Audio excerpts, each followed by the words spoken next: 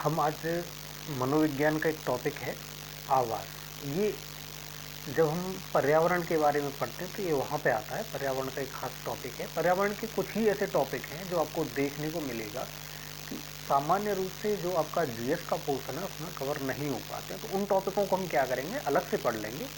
बाकी कोई भी स्टैंडर्ड बुक है, जैसे आप लूसेंट उठा सकते हैं, अरिहंत उठा सकते हैं। ये कोई एक स्टैंडर्ड बुक जिनकी जीएस नाम से बुक आती है वो उठा लीजिए। उसी में आपका टेट सुपर टेट का काम बड़े आराम से चल जाएगा। ये 4 या 5 टॉपिक ऐसे हैं जिनको हम अलग से कवर कर लेते हैं ईवीएस में, और बस बाकी सब कॉमन पोर्शन है। तो आज हम इसको कवर कर लेते हैं, आवाज़ को। शेल्टर जिसे कहा जाता है। शेल्टर एक्चुअली है क्या, जीव जंतुओं के जो रहने की जो जगह होती है उसको हम नॉर्मली शेल्टर कहते हैं। उसमें जीव जंतुओं में इंसान भी आता है। तो इंसान में वैरायटी मिलेगी बहुत सारी तरह की, जैसे चिड़िया का घोंसला हो गया, इंसान का मकान हो गया। मकान के अलावा महल होते हैं और किले होते हैं, बहुत सारी चीज़ें होती हैं। तो उन्हीं के बारे में हम आज यहाँ पे पढ़ने वाले हैं। तो हम यहाँ पे स्टार्ट कर रहे हैं। जीव जंतुओं द्वारा अपने रहने के लिए की गई किसी भी प्रकार की व्यवस्था क्या कहलाती है, आश्रय कहलाती है, शेल्टर कहलाती है। कोई भी किसी भी तरह की, चाहे कोई बिल बना के रह रहा है कहीं भी, कैसे भी अगर वो रह रहा है, मान लीजिए वो पेड़ की एक छाँव तले ही, जैसे गाय वगैरह होती है, नील गाय होती है, वो क्या हो वहाँ एक छाया में रहने लग जाती है। और नॉर्मली क्या होता है, फिर जब जैसे सर्दियों में आप देखेंगे तो उसी पेड़ के नीचे आके बैठती हैं या खड़ी होती हैं। वहीं उनका रहना सहना था। पूरे दिन वो चाहे 10 किलोमीटर घूम के आ जाएं, बट रात को आके वहीं रुकती हैं। तो उस टाइम पे भले ही वहाँ पे उन्होंने कोई निर्माण कार्य नहीं किया है, कुछ भी बनाया नहीं, कोई बिल नहीं खोदा है या कुछ खड़ा नहीं किया है, पर फिर भी वो जगह क्या कहलाएगी, शेल्टर के नाम पे जानी जाएगी। वो जगह कहलाएगी आपकी आवास या आश्रय। उनके लिए कोई आवास या भवन, घर बन जाता है जब व्यक्ति या परिवार उसमें रहना आरंभ कर देता है। कोई भी जैसे घोंसला है, अगर उसमें कोई चिड़िया नहीं रह रही है तो वो क्या कहलाएगा, चिड़िया का आवास कहलाएगा। और अगर वो उसमें रहती है तो वो क्या कहलाएगा, घर कहलाएगा। सेम कंडीशन इंसान के लिए भी है। जब मकान बना हुआ होता है तो उसको मकान, भवन या आवास कहते हैं। और जब उसमें वो रहने लग जाता है, आश्रय ले लेता है, कहते हैं ना गृह प्रवेश हो गया, फिर उसका गृह प्रवेश हो जाता है, तो वही चीज़ क्या बन जाती है, घर। इसलिए कहा कहते हैं कि मकान बनाना बहुत आसान है और घर बनाना बहुत मुश्किल बात है। ठीक। अब देखिए, एगन एक विचारक है। तो एगन साहब क्या बता रहे हैं आवास की परिभाषा, कि आवास इकाई एक कक्ष अथवा कक्ष समूह है। मतलब या तो उसमें एक कमरा हो सकता है या उसमें एक से ज़्यादा कमरे हो सकते हैं, जिनमें एक परिवार या अन्य समूह, एक अथवा एक व्यक्ति रहता है। सॉरी, जिसमें एक परिवार या अन्य समूह, ऐसा भी हो सकता है कि परिवार के अलावा डिफरेंट डिफरेंट लोग रहते हों, या ऐसा हो सकता है कि एक ही आदमी उसमें रहता हो। परिवार मतलब, अब देखिए यहाँ पे परिवार का क्या मतलब, परिवार क्या होता है, वो आपस में रिलेटेड होते हैं, कुछ ना कुछ उनके बीच में कनेक्शन होते हैं। नॉर्मली ब्लड रिलेशन पाया जाता है एक रिश्ते को छोड़ के। जो शादी होती है वो बाकी उस जोड़े को छोड़ के बाकी लगभग सब में ब्लड रिलेशन मिलेगा। तो ये होता है परिवार। मतलब कहीं ना कहीं वो कनेक्टिव होते हैं, बहुत मतलब सामाजिक मान्यता के तौर पर ये होता है। अब जैसे दूसरी जगह पर हम इसको क्या कहते हैं, समूह कब कह सकते हैं। जैसे मान लीजिए अब यहाँ से गुड़गांव में जाते हैं लोग, दिल्ली में जाते हैं और जॉब करते हैं।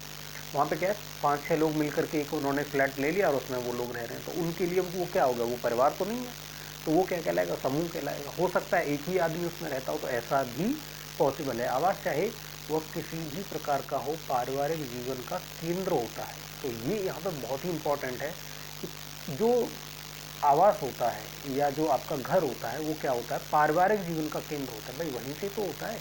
आदमी कहीं भी जॉब करने के लिए चला जाता है, खेत में काम करता है या कहीं बाहर विदेशों में जॉब कर रहा है, फाइनली लौट के कहाँ आता है, घर को।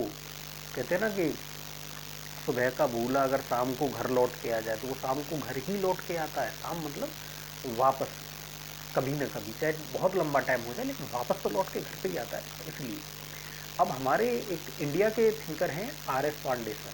अब आर एस पांडे साहब क्या कह रहे हैं, ये कह रहे हैं आवास मनुष्यों के लिए शरण स्थल है। शरण स्थल वो होता है जहाँ पे आप क्या करते हैं, समस्या के समय या रात के समय पे जहाँ पे आप निवास करते हैं या आप जहाँ पे सुरक्षित महसूस करते हैं, वो जगह क्या कहलाती है, सुरक्षा के लिए जो जिस स्थान का आप जाते हैं, जिस स्थान पर, वो आपकी शरण स्थल कहलाती है, जिसमें दीवारें, फर्श, दरवाजे और खिड़कियाँ, छत आदि होते हैं।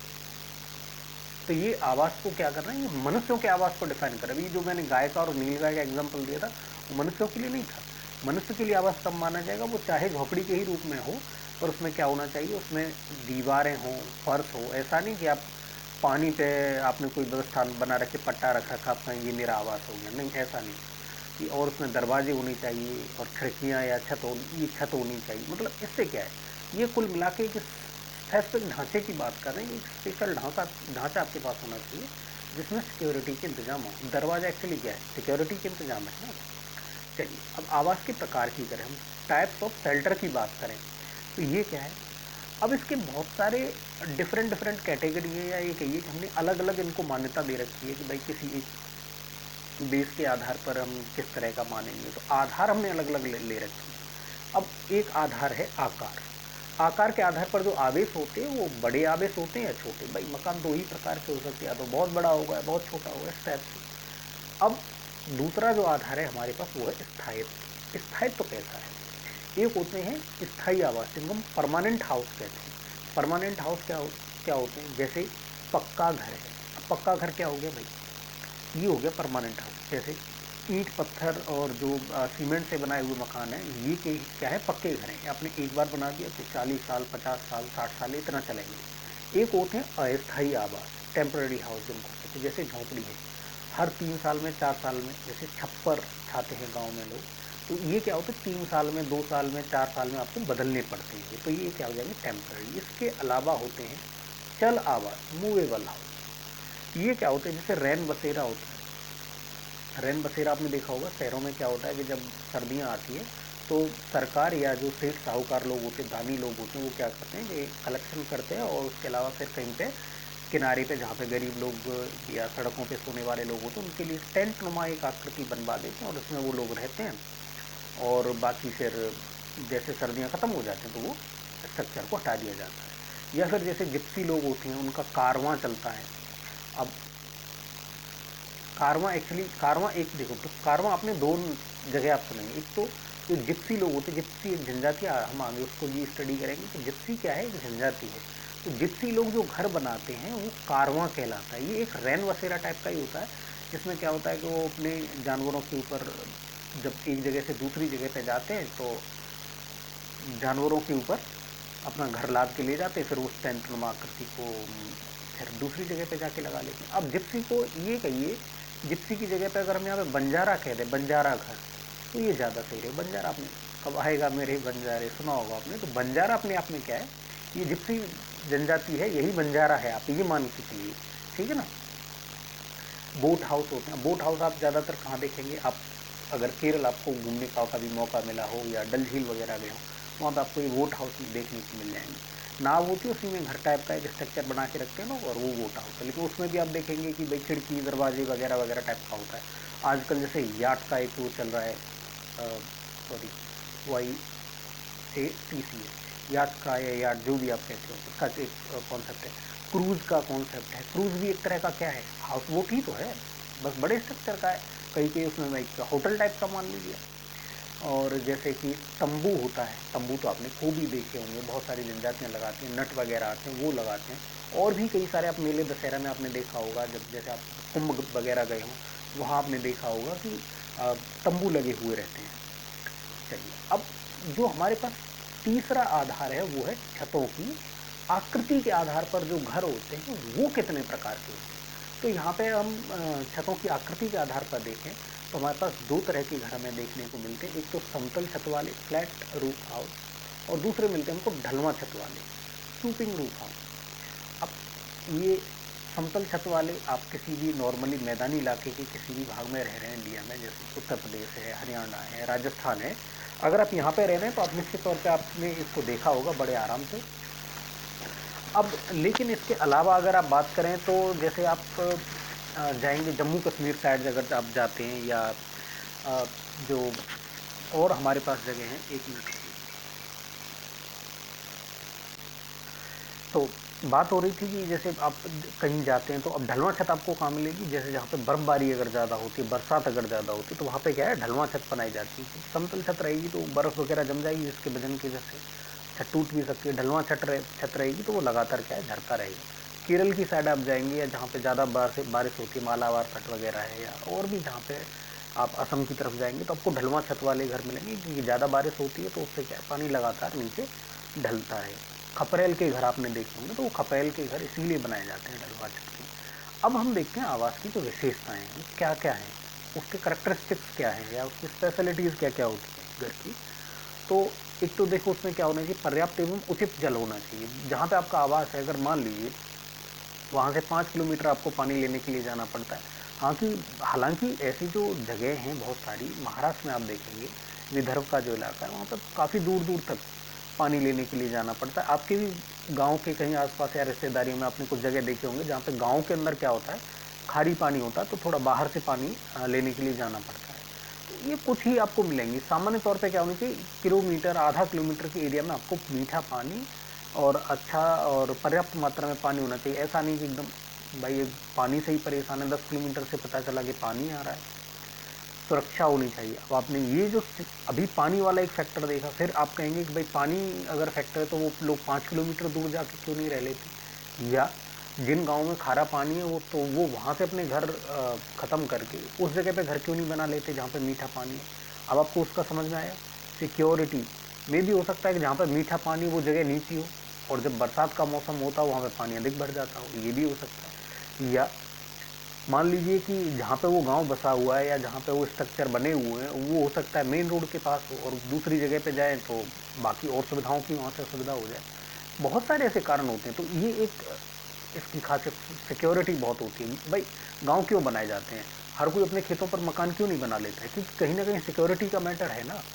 घर किस लिए बनाया आपने, चलो जंगली जानवरों से एक सुरक्षा हो सकती है। पहली बात तो हर कोई अपने अगर खेत में घर बना लेगा तो सांप बिच्छू कीड़ा मकोड़े इनका आतंक कुछ ज़्यादा रहेगा। अगर गांव बना के रहेंगे तो थोड़ा सा कम हो जाता है, जंगली जानवरों से भी सुरक्षा अपेक्षाकृत रूप से बढ़ जाती है। अब बच्चा आपका जैसे रात को अभी 8 बजे 10 बजे अगर रात को निकलता है, अगर बीच गाँव में है तो कोई दिक्कत नहीं है। वहीं अगर खेतों पर रात को बाहर निकल गया तो ये भी एक मैटर करता है। दूसरी बात, सड़क वगैरह की सुविधा है, आप हर खेत तक कैसे सड़क की सुविधा पहुंचाएंगे, वो एक अपने आप में समस्या हो जाती है। तो बहुत सारी ऐसी होती हैं। तो हम यहाँ पे देखेंगे पर्याप्त जल होना चाहिए, ये एक मेन विशेषता है। दूसरी विशेषता सुरक्षा है। तीसरी है निजता। निजता की सुरक्षा होनी चाहिए, आपकी प्राइवेसी का हनन नहीं होना चाहिए। घर ऐसा होना चाहिए, अब पता चला कि आपने घर बनाया है और आप सो रहे हैं मकान में, और भाई सड़क से जो भी जा रहा है, गली से जो भी जा रहा है, वो सब आपको ताड़ रहे हैं, देख रहे हैं, तो फिर आपका घर बनाने का क्या उद्देश्य हुआ। तो प्राइवेसी बहुत ज़रूरी है। घर इसलिए बनाया जाता है ताकि आपकी प्राइवेसी जो है वो सिक्योर रहे। और तीसरी बात, चौथी बात, सूर्य का प्रकाश। अब देखिए सूर्य का प्रकाश बहुत ज़रूरी है। इंसान को अगर महीने 2 महीने सूर्य के प्रकाश ना मिले तो स्किन पीली पड़ जाती है, विटामिन डी की कमी हो जाती है, हड्डियाँ कमज़ोर हो जाती हैं। और सबसे बड़ी बात कि उसकी जो साइकोलॉजिकल स्टेटस है, उसका ये जो माइंड है, वो दूसरे तरह से काम करना स्टार्ट कर देता है। या ये मानिए कि उसका दिमाग प्रॉपर तरीके से काम नहीं करता, पगला जाता है सीधे शब्दों में कहें तो इंसान। तो ये भी बहुत ज़रूरी है, सूर्य का प्रकाश भी ज़रूरी है। तो घर ऐसा होना चाहिए जिसमें सूरज की रोशनी डायरेक्ट आती हो, सूरज का प्रकाश जिसमें आता हो, मतलब नेचुरल लाइट रहती हो। हालांकि शहरों में देखेंगे फ्लैट्स वगैरह की व्यवस्था होती है तो आर्टिफिशियल लाइट से ही काम चलाया जाता है, लेकिन आँखों के लिए या बाकी और हमारा जो पूरा अब मेंटेन है, ह्यूमन इवोल्यूशन किसके आधार पे हुआ है, सूरज की रोशनी के आधार पे हुआ है ना। तो अभी आर्टिफिशियल लाइट से आप कितना काम चला पाएंगे। तो नेचुरल लाइट बहुत ज़रूरी है एक अच्छे घर के लिए। ये चारों फैक्टर बहुत ज़रूरी है। इसके अलावा हम कुछ और देखते हैं पॉइंट कि आवास में क्या क्या आवश्यकता होती है।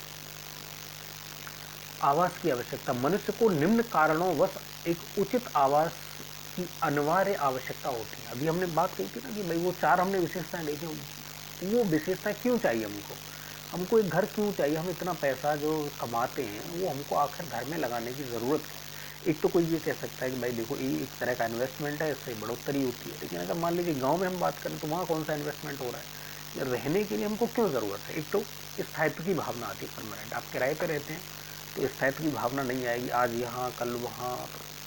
अपना अगर खुद का मकान है तो एक सुकून टाइप का मिलता है, भाई बस हो गया ज़िंदगी में।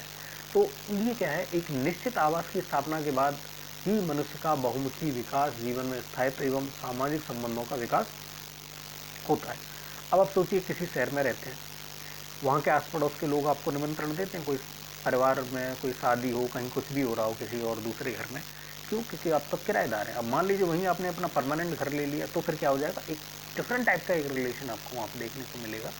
फिर आपके साथ लोग क्या करेंगे, कनेक्टिविटी बनाएंगे, क्योंकि अब आप क्या होती है वहाँ पर परमानेंट हो चुके, आप किराए पर रहते हैं, आपको लेन देन में बड़ी दिक्कत आएगी, वजह कि यार कोई पता नहीं कब खाली करके भाग जाए। लेकिन अगर आपका खुद का मकान है तो आपको क्या होगा, लेन देन में बड़ी आसानी हो जाएगी, तो लोग ट्रस्ट कर सकेंगे कि भाई इसका घर है, यहाँ पे फैमिली है, परमानेंट घर है, तो मतलब आपके ऊपर भरोसा किया जा सकता है। तो घर एक तरह से आपके पीछे क्या है, गारंटी के रूप में पीछे खड़ा हुआ है। बैंक भी आपको जब देती है, लोन देती है, तो कुछ मांगती है नहीं प्रॉपर्टी, तो वो प्रॉपर्टी के रूप में आपके पीछे खड़ा हुआ है, तो इससे क्या हो जाएगा, स्टेबिलिटी आएगी आपकी लाइफ में। एक तो ये है। दूसरा इसका मेन कारण क्या है, हमें घर क्यों चाहिए, सुरक्षा की भावना। हमने उसके जो गुण थे उनमें भी देखा था, क्योंकि आवास कीड़ा मकोड़ा, जंगली जानवरों, मौसम, आंधी तूफान आदि से क्या करता है, सुरक्षा करता है। बरसात आती है, कहाँ छुपते हैं, शेल्टर लेते हैं ना, घर में आराम से पड़े रहते, बिजली गिरते है, कोई बात नहीं, 2 दिन नहीं जाएंगे भाई, पानी भर गया। तो उस चीज़ की, उस सिक्योरिटी की वजह से भी हमको आवास चाहिए होता है। तीसरी बात क्या होती है, क्रियाशीलता की भावना। मनुष्य की समस्त गतिविधियों के संचालन हेतु हमको क्या चाहिए, आवास ही तो चाहिए। समस्त गतिविधियां, मतलब काम करने के लिए जाएगा तो भाई प्रॉपर, अगर मान लीजिए आप 8 घंटे काम कर रहे हैं ऑफिस में, तो आपको आराम करने की भी ज़रूरत है। आराम कहाँ करेंगे आप, आवास की ज़रूरत पड़ेगी। या जो हमारा परिवार है उसको आगे बढ़ाने के लिए भी हमको क्या चाहिए, सामाजिक जो गतिविधियां हैं उसके अंतर्गत परिवार का बढ़ाना, जैसे बच्चे पैदा होना, उनका लालन पालन, उनके लिए भी हमको क्या चाहिए, प्रॉपर आवास चाहिए, स्टेबिलिटी चाहिए भाई हमको लाइफ में। सामाजिकता की भावना डेवलप होती है इससे, तो इसलिए भी हमको आवास चाहिए, क्योंकि अरस्तु साहब ने कहा है कि भाई मनुष्य क्या है, एक सामाजिक पशु, एक सामाजिक प्राणी है। अब सामाजिक प्राणी है तो सामाजिकता की भावना होगी। हर आदमी चाहता है कि सोशल स्टेटस उसका अच्छा हो। आप अगर अच्छा पढ़ रहे हैं, लिख रहे हैं, नौकरी के लिए संघर्ष कर रहे हैं, नौकरी जो पा भी रहे हैं या कर भी रहे हैं, आप क्यों कर रहे हैं, क्योंकि सोसाइटी में आपकी वैल्यू, लोग कहें कि भाई देखो ये बड़ा सही आदमी, ये बड़ा सही आदमी के चक्कर में ही तो आप ये सारा कुछ लगे हुए हैं ना।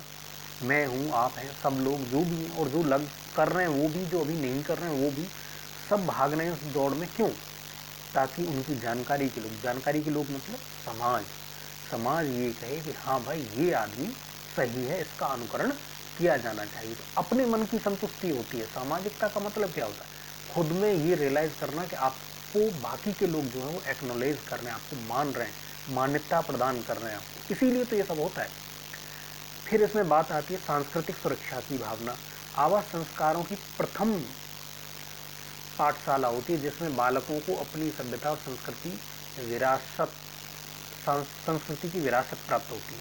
अब ये पॉइंट बड़ा खास यहाँ पे आ जाता है कि भाई संस्कृति, इंडियन जो हमारा कल्चर है वो अभी तक लगातार है। देखो, मिस्र का कल्चर खत्म हो गया, बाकी और बहुत सारे कल्चर थे वो खत्म हो गए कुछ।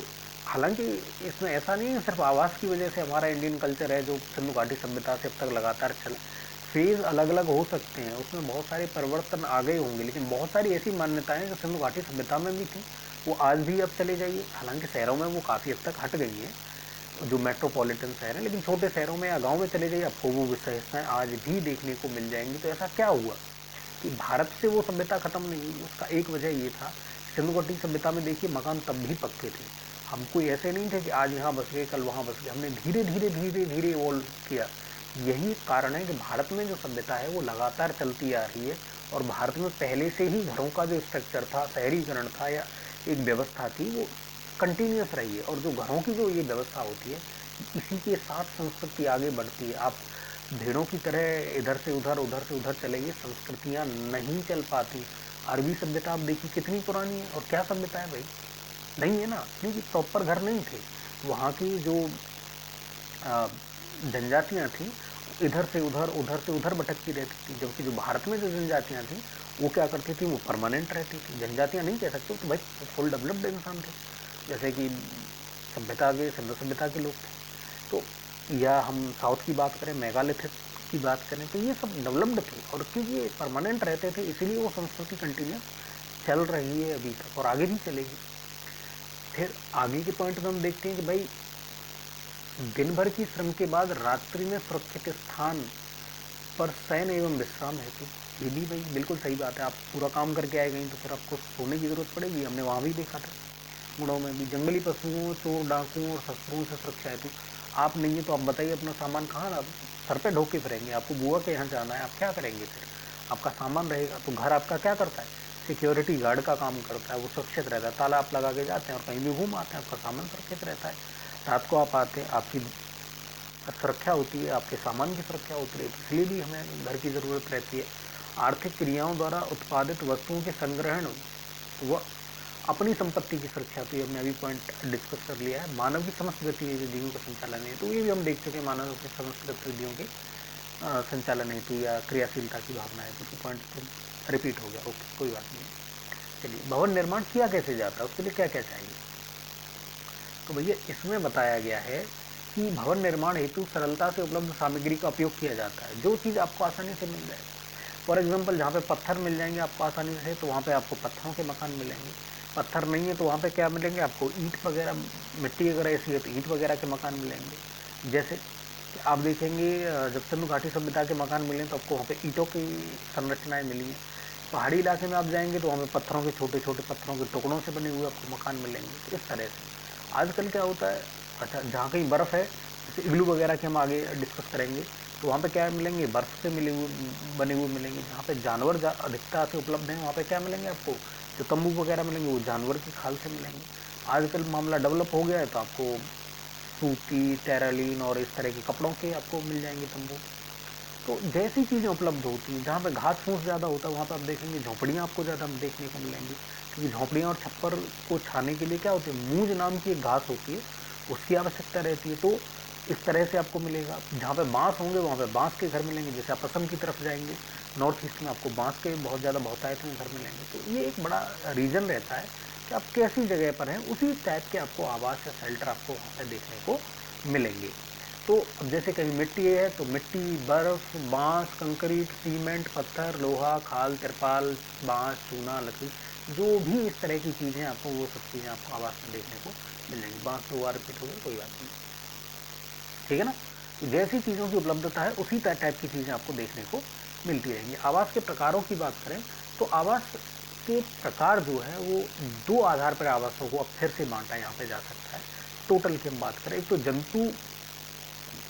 जीव जंतुओं के आवास की हम बात करें तो ये निम्नलिखित प्रकार के होते हैं। एक तो छप्पर या बाड़ा, जिसमें गाय, भैंस, भेड़, बकरियाँ, इस तरह के जो बोवाइन जिनको कहते हैं, चौपहिए, इनको पालने के लिए जिस जगह का हम यूज़ करते हैं उसको हम क्या कहते हैं? बाड़ा कहते हैं।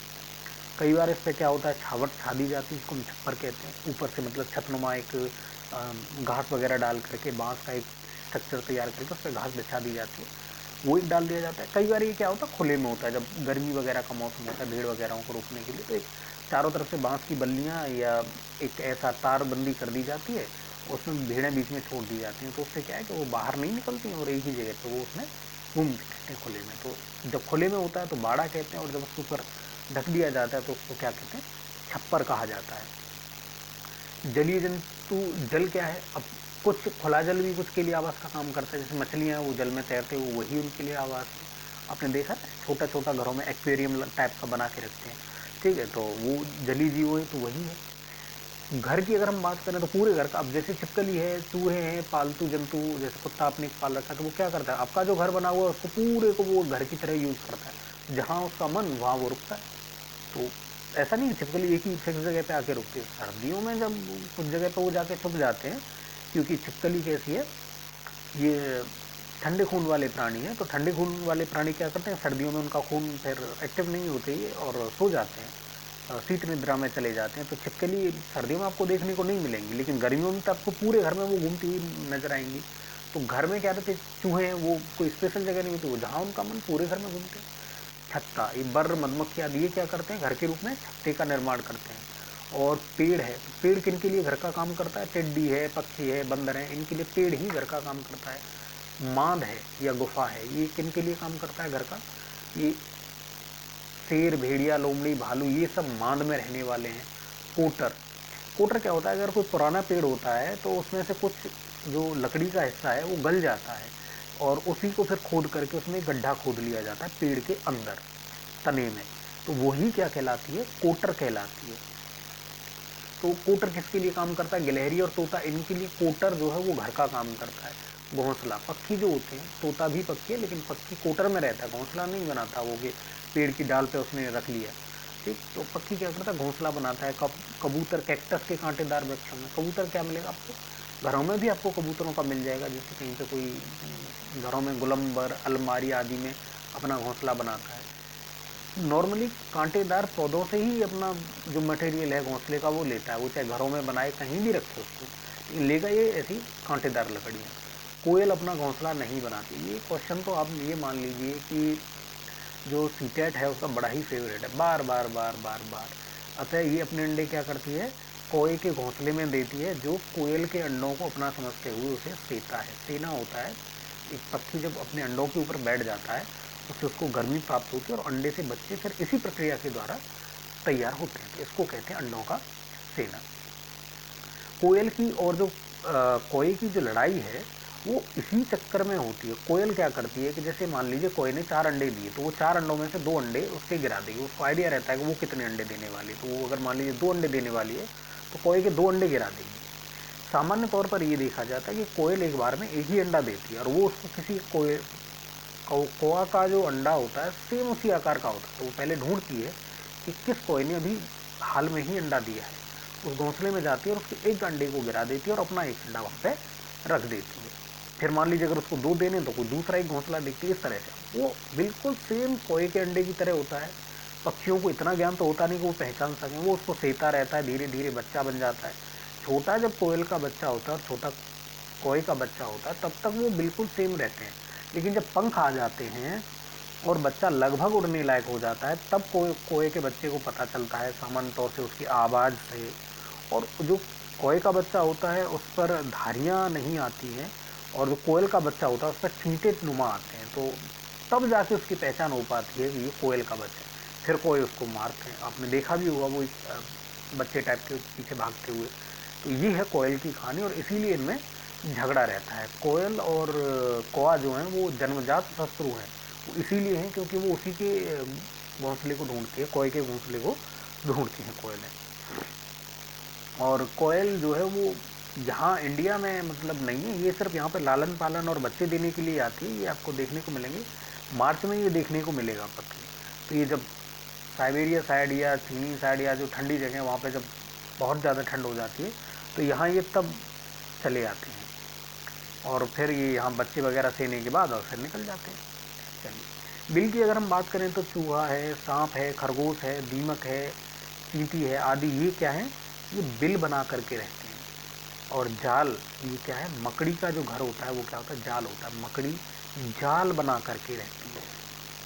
अब हम मानव द्वारा जो निर्मित आवास हैं उनका हम कल अध्ययन करेंगे और हम कोशिश करेंगे कि ये क्लास कंटिन्यू रहे। आज के लिए बस इतना ही। बहुत बहुत धन्यवाद।